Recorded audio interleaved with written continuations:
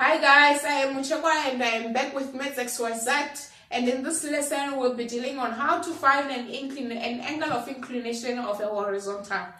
An angle of inclination is always measured from the x-axis anti-clockwise to the straight line, and it has a value which is between 0 degrees and 180 degrees. If you to find an angle of inclination, we always use the equation tan theta is equals to m, of which our m is the gradient and theta is the angle of inclination. If you have the positive gradient, the value of theta that you find using your calculator is the angle of inclination measured from the horizontal to the anti-clockwise from the horizontal. But if you have a gradient which is a negative gradient, what you do to find the angle of inclination measured from the horizontal anti-clockwise is, after finding the angle of inclination using the very same negative gradient, you have to add 180 so that you can have your angle measured from the x-axis to the anti-clockwise to the straight line. Because if you use negative gradient, it actually means that your angle, it will be measured clockwise, which won't be defining anymore an angle of inclination, because a definition of that, it says it has to be measured from the x-axis anti-clockwise to the straight line. All right guys, let's do questions and see how to apply those equation into finding finding the angle of inclination. All right, we are asked to find an angle of inclination between of a straight line which is passing through point 6 is to 4, and also negative 3 is to negative 8 is to negative 3. These are the coordinates of 2 points of which this straight line is passing through. We don't really have to draw the straight line, but it might help you in some cases to draw the graph so that you can see where the angle of inclination is being measured from to where it ends at. And also, we don't really have to find an equation of a straight line, because the most important thing that we must find here is the gradient. After finding the gradient, then we can now determine our angle of inclination. But you can still find the equation of a straight line if you wish to. But for this one, we'll only find the gradient, of which the equation of the gradient is m is equals to y2 minus y1 divided by x2 minus x1. And from here, we're going to have negative 3 minus 4 divided by negative 8 minus 6. And from here, we know this is negative 7 divided by negative 14, which will be 1 over 2. And then from here, we're going to have tan theta. It's equals to 1 over 2. It's a positive gradient. That means that we just use tan theta equals to tan negative 1 into 1 over 2. Using your calculator, if you are using a Casio the same as mine, what you do is to press shift and then tan, and after that you put your gradient, which is 0.5, and that will give you 26.6. It will give you 26.6. What you need to do is to press shift again and also press tan and then put your gradient, and it will give you the answer, which is 26.6. And this is the value of the angle of inclination measured from the x-axis anti-clockwise. All right, guys, let's do another one. On which, for this one, we have to find an angle of inclination if it has to be passing through the point which has coordinate of negative 2 is to negative 3, and another point which is passing through which has a coordinate of negative 3 is to 6.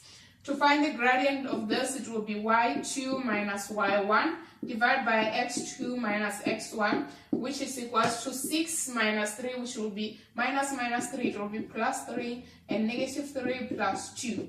Then from here we have 9 divided by 1, sorry guys, that will be 6 plus 3, negative 3 plus, this will be 9 divided by negative 3 plus 1, it will be negative 1, which will be negative 9. The answer will be equals to negative 9. Now we have the gradient, which is a negative. Then what we do is to use the very same gradient, which is a negative tan theta equals to negative 9, and our theta. To find our theta, we press shift, tan, and then negative 9. So it will be negative 83.65. This is the angle which is measured from the x-axis clockwise, guys, because negative. When it's negative, it's being measured from the x-axis clockwise. So that does not fit to define the angle of inclination. So what we do to make it positive, we add 180 to it. So that will be plus 180. And the answer, it will give us 96.34. I think I made a mistake somewhere, guys. Let me just go back and see. This is negative 3 is to negative 3. And then that and that. All right. Then I have 6 plus 3 divided by negative 3 plus 2, which gives us negative 9. And from there we have negative 83.65, negative 10, negative 9. That plus 180, 96. All right, guys, I didn't make a mistake. This is the right answer, which is positive 96.34, measured from the x-axis anti-clockwise. All right, let's do another one, guys, and see how to deal with angle of inclination if you have a negative gradient. Then the other one that we have to do, it's for a straight line passing through point A, which is 5:4, and another point which is 1:8. The first thing that we do is to find the gradient, which is m is equals to y2 minus y1 divided by x2 minus x1. It's equals to 8 minus 4 divided by 1 minus 5. 8 minus 4, it will actually give us 4 divided by 1 minus 1 minus 5, it will be negative 4, of which it will equals to be negative 1. We have a negative gradient again. With the negative gradient, what we do is to find the angle of inclination using the very same gradient, which will be theta is tan negative 1 into negative 1 again.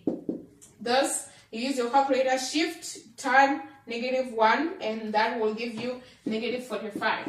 So with negative 45, this is the angle which is measured from the x-axis clockwise, and that's not what we need. We need an angle of inclination which is measured from the positive x-axis anti-clockwise. So to make it positive, what we do is to add 180 to it. Then that will give us theta is equals to 135 degrees. Theta is equals to 135 degrees. Alright, I hope you understood this question, guys, that if you have a negative gradient, all the time after finding your answer, you have to add 180 degrees so that it will be an angle of inclination measured anti-clockwise from the positive x-axis. Alright, let's do question 2, of which in question 2 they are asking to us to find the value of the gradient, given that the angle of inclination is the angle of inclination from the horizontal, from the positive x-axis to the graph is equals to 30 degrees. So we are now asked to find the gradient of this line. Remember, our equation is tan theta equals to the gradient. So that means that if we already have the 30 degrees, which is the angle of inclination, what we do is to substitute the angle, which is tan 30, it's equals to m, and that will give us m is equals to tan 30. According to special angles of trigonometry, that will give you m is equals to √3/3. Alright, guys, another one says we must still find the value of the gradient, given that our angle of inclination is 45 degrees. So you do the same thing, you substitute 45 degrees into theta, and that will give you the gradient, which for this case, if it's 45, it will give you the gradient of 1.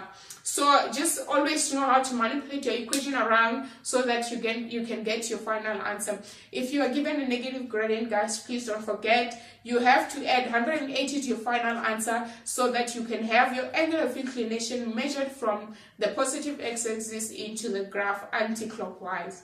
Alright, guys, I hope you understood this lesson as well. If you didn't, please drop us a comment and then we'll have a follow-up on your comment.